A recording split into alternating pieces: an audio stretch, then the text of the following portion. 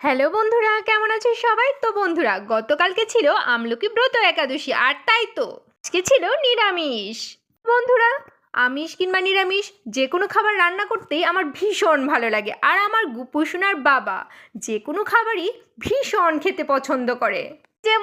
যেমন রান্না করতে পছন্দ করি, সে তেমন খেতেও ভীষণ পছন্দ করে। আর আমি হাজার ব্যস্ততার মাঝেও চেষ্টা করি মজার মজার খাবার বানানোর।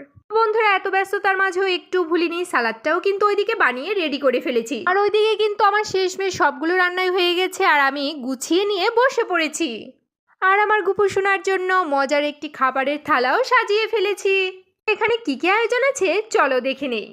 বাঁধাকপি পকোড়া, টমেটোর পকোড়া, লাউ শাক, তার সাথে আলু ভাজা তো থাকছে, কেননা আমার গুপুসোনা আলু ভাজা খেতে ভীষণ পছন্দ করে। আর আছে ঝাল ঝাল করে ফুলকপি আলুর রসা, আর আছে মুগ ডাল।